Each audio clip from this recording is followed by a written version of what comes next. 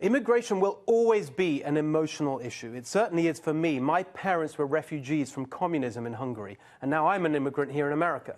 I've been detained at the US border because of a problem with my documents, and even with all my advantages, it was one of the most frightening experiences of my life. Worse than that, another time, our family was detained, and my eldest son separated. That was for what, 45 minutes? Again, with all our advantages, this is nothing compared to what others are going through. But we still remember that trauma today. Look, the way to make sure that we treat everyone humanely is not yelling and screaming and calling people Nazis. It is well-designed and competently executed policy. So let's apply some logic. The emerging view on the left is that the most humane policy is just to say yes to everyone at the border. They're fleeing terrible violence, looking for a better life. Just let them in.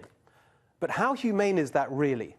First of all, it privileges those who actually get to the border, the survival of the fittest. There are over 60 million refugees across the world, and that number will only increase. A humane immigration and asylum policy wouldn't just take the first people who show up, but those in most need. What about when they get here? There are economic consequences. As Bernie Sanders said, open borders would, quote, make everybody in America poorer. You're doing away with the concept of a nation state, bring in all kinds of people, work for $2 or $3 an hour. I don't believe in that. I think we have to raise wages in this country. There are social consequences too. Barack Obama talked about his, quote, patriotic resentment at seeing Mexican flags at pro-immigration events, saying he was not immune to what he called nativist sentiment. When I'm forced to use a translator, he said, to communicate with the guy fixing my car, I feel a certain frustration. Open borders means more pressure on public services like schools and hospitals. Democrat Senator Dianne Feinstein once raged about the proportion of California's health budget being spent on the births of illegal immigrants' babies. What about crime? If we waved everyone through on humanitarian grounds, we can argue about the exact proportion who would end up committing violent crimes, but nobody can say that none would. Just ask Kate Steinle's family about the humanity of that. And then, what about the consequences for immigrants themselves? As National Review editor Rehan Salam recently argued, we now have not just an immigration crisis, but an integration crisis. 10, 20 years after coming here, immigrants are living in poverty, in his words, being ghettoized and racialized, instead of living the American dream. How is that humane? Logic tells us you have to control immigration and asylum somehow. The minute you accept that, you get into the really tough questions. Who should we welcome, and who should we turn away? Turning anyone away is hard, but as we've seen, failing to do so is inhumane as well. The reason emotions are running so high over immigration is that successive administrations lost control of it. America is an opening and welcoming country, but public consent for immigration depends on government control of immigration. That's why this administration is right to try and impose order at the border. But the way they did it, frankly, was shambolic.